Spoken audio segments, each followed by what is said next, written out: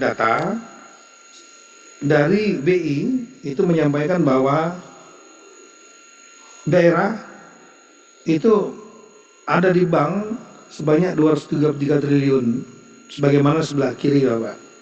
Dalam bentuk giro 178 triliun, simpanan di Pemda 48 triliun, tabungan 7,43 triliun. Gabungan provinsi kabupaten kota. Per provinsi kita lihat di sana 60 triliun, ulangi.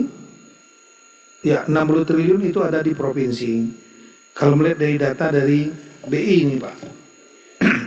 Tertinggi adalah di yang tadi tertinggi adalah di DKI 14 triliun lebih, kemudian Jawa Timur 6 triliun lebih, Kalimantan Timur 4 triliun lebih, Jawa Barat 4 triliun lebih, dan seterusnya Pak. Nah, di tingkat kabupaten itu totalnya adalah 134 triliun, jumlahnya 416 kabupaten kota Pak, yang sebelah kiri. Terbanyak adalah di Bojonegoro 3,6 triliun, Kutai Barat 3,2 triliun, Talaut 2,6 triliun, dan seterusnya. Kemudian ini untuk kabupaten. Untuk kotanya yang ada dicatat dalam di data BI 39 triliun Pak. Yang tertinggi adalah Banjarbaru 5,1. Ini mendapat kami data yang mohon maaf kurang valid Pak. Karena pendapatannya saja nggak sampai 5 triliun. Tapi dari BI menyampaikan itu 5 triliun. Nah, sehingga kami juga melakukan checking Pak. Checking ke ke kasnya masing-masing. Ke kasnya masing-masing, ke daerah-daerah ini. Nah, kemudian kami mendapatkan data bahwa yang ada itu adalah 219 triliun. Jadi bukan 233. Itu data BI. Data melalui kasnya langsung ke rekeningnya itu ada 215 triliun. 64 triliun ada tingkat provinsi yang warna kuning ya, titik kotak kuning itu. Ya.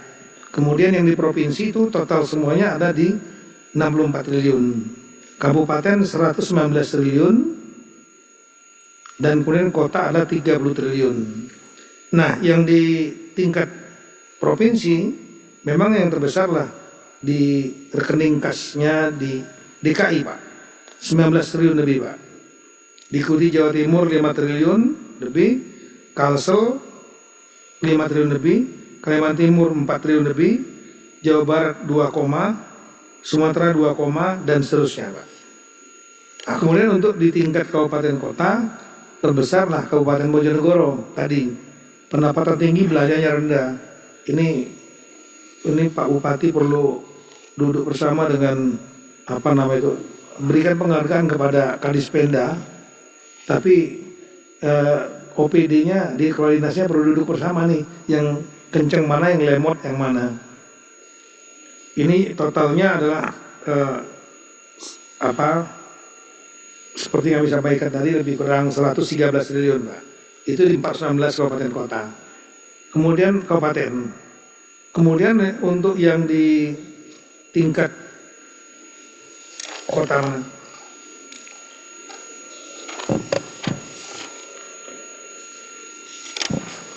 ya, untuk kota-kota yang ada di kota Serang Pak 134 miliar Pak, yang banyak. Kemudian kota Kendari 132 miliar dan seterusnya. Jadi ini ada sedikit diskrepensi atau perbedaan antara data BI yang 233 triliun dengan data di Kabupaten. Saya ulangi, data melalui rekening yang kita cek masing-masing itu totalnya 215 triliun. Jadi lebih kurang beda 18 triliun. Nah, kenapa ada anggaran-anggaran tersebut ada di bank? Inilah faktor-faktor penyebabnya Pak. Di antaranya adalah adanya yang ya memang ada yang lemot Pak untuk mendapat bekerja nggak sesuai target, ada lagi yang kepala daerah yang mau mengganti kepala dinasnya, sehingga akhirnya kepala dinasnya uangnya ditahan dulu oleh kepala daerah, dan kemudian ada juga yang ingin membayar akhir tahun sehingga ditahan dulu. Banyak juga rekanan yang tidak mau meminta mengambil uangnya dulu, Pak. Dia akan mengambilnya di akhir tahun. Nah, sehingga akhirnya uangnya tersimpan di bank. Ada juga yang karena lelangnya terlambat gitu. Kemudian juga ada sistem e-katalog yang juga membuat proses-proses untuk pengadaan menjadi terlambat. Jadi ada karena sistem, ada juga yang karena ada juga yang karena realisasinya memang tinggi, yang memang nggak melebihi target. Kecepatan para pencari uangnya, Kadispenda, kemudian kepala BKAD, ya ini yang pencari uangnya daerah, Pak, itu kecepatannya tinggi, sementara yang dinasnya realisasinya lambat. Nah, itulah beberapa permasalahan yang mengakibatkan pendapatan dan belanja menjadi berbeda kecepatannya. Ada yang sekali lagi daerah, provinsi, kabupaten, kota yang pendapatannya tinggi, belanjanya juga tinggi, dan itu umumnya nanti pertumbuhan ekonominya kalau kami nggak sandingkan dengan data pertumbuhan ekonomi daerah, Pak. Kami juga melakukan tiap bulan bersama BPS melihat pertumbuhan ekonomi. Rata-rata pertumbuhan ekonomi yang baik, Pak. Kalau pendapatan tinggi, belanja tinggi. Tapi kalau pendapatannya tinggi, belanjanya rendah, pertumbuhan ekonominya relatif juga kurang, Pak. Ini seperti ini data pertumbuhan ekonomi daerah, Pak, yang terakhir di bulan apa ini? Di bulan kedua. Ini yang tertinggi Maluku Utara, Sulawesi Tengah, Kepri. Yang terendah itu adalah Papua Tengah. Ini terutama karena Freeport, Pak. Jadi Freeport ini ada masalah. Kemudian kemarin ada longsor, ada smelternya terbakar juga pernah. Kemarin longsor dan sekarang jadi hold semua. Akibatnya ekspor dari Freeport berkurang, dan itu sangat menyumbang angka pertumbuhan ekonomi di Papua Tengah, Pak. NTB ini sebetulnya sangat bagus, Pak. Gubernurnya juga sangat bagus sekali. Mantan duta besar kita di Turki. Tapi kami lihat mengenjot luar biasa. Tapi kalau sudah penyebabnya karena faktor di luar kemampuan beliau, yaitu ada perusahaan tambang yang namanya Aman, Pak, itu diperintahkan untuk melakukan hilirisasi, membangun smelter. Karena membangun smelter, kemudian ekspor ditahan. Karena ekspor ditahan, pertumbuhan ekonominya langsung minus, Pak. Belum pernah NTB itu minus 0,82. Kami sudah menyampaikan kepada Pak Balil, apa mungkin sambil nunggu smelter jadi, ini ekspor tetap dilanjutkan, karena kalau tidak akan berdampak pada angka pertumbuhan ekonominya menjadi minus. Angka-angka yang minus ini, Papua Tengah, Nusa Tenggara Barat, Papua Barat, ini kalau seandainya mereka minus, jomplang sekali dengan yang di atas tadi. Coba lihat yang di atas, ya, ada yang 32,79, itu akan mengakibatkan berdampak kepada pertumbuhan ekonomi nasional. Kami selalu menyampaikan kepada teman-teman kepala daerah bahwa pertumbuhan ekonomi nasional itu agregat dari kerja pusat dan juga kerja dari semua daerah, 552. Kami mengharapkan semua daerah, kepala daerah, gubernur 38, bupati 416, wali kota 98, semua juga melihat pertumbuhan ekonominya masing-masing agar di atas nasional, supaya bisa yang sekarang 5,12, supaya bisa mendorong pertumbuhan ekonomi seperti yang diharapkan oleh Bapak Presiden, bisa mencapai sesuai target di atas mencapai mendekati angka 6, Pak. Soal Kang Deddy Mulyadi, Pak, kan Bapak ditantangin buat buka data yang dana mengendap itu, Pak. Kang Deddy katanya udah ngecek deposito Jabar, nggak ada, Pak, dana mengendap di sana. Tanya aja ke Bank Sentral, itu kan data dari sana.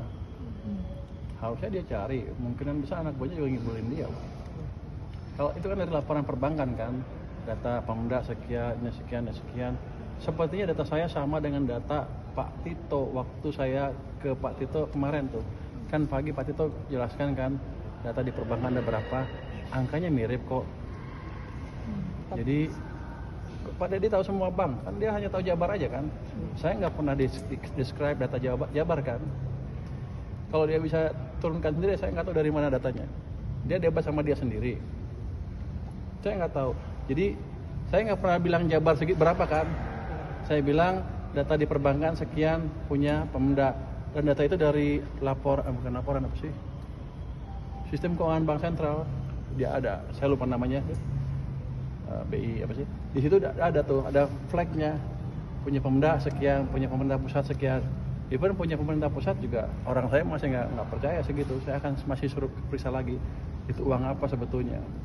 Tapi kan dari Kang Deddy bilang itu juga ada disimpan deposito, tapi dia nggak menjelaskan secara langsung disimpan di mana. Apakah nanti akan ada koordinasi, misalnya apa khusus nih? Jadi kan dia udah bilang kayak gitu. Apakah dari Kemenju akan khusus melihat data uang Pemdanya si Jabar atau ditaruh kemana gitu? Saya bukan pegawai Pemda Jabar. Kalau mau dia periksa aja sendiri. Ya kan? Itu data dari sistem monitoring BI yang dilaporkan oleh perbankan setiap hari kali ya, setiap berapa minggu sekali. Itu seperti itu datanya, dan di situ ada flag, ada contrengan nih data ini siapa, punya Pemda, depositonya jenisnya apa, deposito, giro dan lain-lain. Jadi jangan Pak Deddy nyuruh saya kerja. Pak, tapi ada triliun itu gimana Pak? Kemarin katanya mau memeriksa yang data selisih 18 triliun dengan Kemendagri, itu hasilnya apa? Yang datanya beda. Yang datanya beda. Ada selisih 18 triliun. Bukan saya meriksa, Pak Tito harusnya periksa. Kalau di catatan perbankan seperti itu, kan dilaporkan oleh bank seperti itu kan. Bank melaporkan ke Bank Sentral setiap saat mungkin seperti apa. Untuk setiap berapa minggu sekali, tiap hari mungkin disimpulkan oleh BI atau datanya disediakan. Atau kalau kita bisa dapat akses data Bank Sentral, setiap saat bisa lihat kok. Dan itu kenapa bisa beda 19? Karena Pak Tito kan lihat dari laporan keuangannya dari masing-masing mungkin bagian kas Pemda ya. Kan nggak semuanya betul, ada yang mungkin lupa, mungkin ini, mungkin itu, saya nggak tahu, double check aja. Karena di banknya seperti itu dan tercatat seperti itu di perbankan. Ngasih tahu belum sih ketemu? Saya nggak tahu. Mereka bilang kalau kata Pak Tito efisiensi nggak sih Pak? Bukan efisiensi. Bukan. Mereka untuk menyediakan uang di awal tahun di bulan 1-2 supaya ada tabungan. Kalau saya bilang tahun ini nggak bisa diapakan kan itu. Kalau saya kembangkan sistem di mana transfer uang dari pemerintah ke Pemda cepat, di mana awal tahun saya bisa mulai kirim tanggal 2 misalnya, perlu nggak buffer? Kan nggak perlu. Uangnya bisa dihabisin, ada 100 triliun tambah 100 triliun uang bisa dibelanjakan itu di daerah. Pak, penyaluran cepat itu Pak tahun 2026. Ya? Gaji PNS akan naik nggak Pak tahun depan? Saya nggak tahu. Pak, kalau kemarin dikirim ke perbankan Jakarta, saya belum tahu detail. Assalamualaikum, sampurasun, wilujeng enjing wargi Jabar dan seluruh warganet dimanapun berada. Semoga pagi hari ini pagi yang memberikan harapan, rasa bahagia, rasa nyaman, dan penuh optimisme. Menanggapi polemik dana yang tersimpan dalam bentuk deposito 4,1 triliun dan saya akan terus melakukan langkah-langkah penanganan secara sungguh-sungguh. Yang pertama adalah hari ini saya akan mengumpulkan seluruh pejabat Pemprov Jabar untuk bertanya sekali lagi, mereka itu berkata jujur, data dan fakta, atau berbohong. Yang kedua, saya akan bertemu hari ini juga dengan Kemendagri untuk memastikan data yang dimiliki oleh Kemendagri. Yang ketiga, hari ini saya juga akan bertemu dengan pimpinan Bank Indonesia untuk menanyakan sumber data tersebut. Dari seluruh rangkaian itu, saya bersikap tegas. Apabila ada staf saya yang berbohong, tidak menyampaikan fakta dan data yang sesungguhnya, menyembunyikan data yang seharusnya diketahui oleh masyarakat dan terbuka, saya tidak akan segan-segan, saya berhentikan pejabat itu.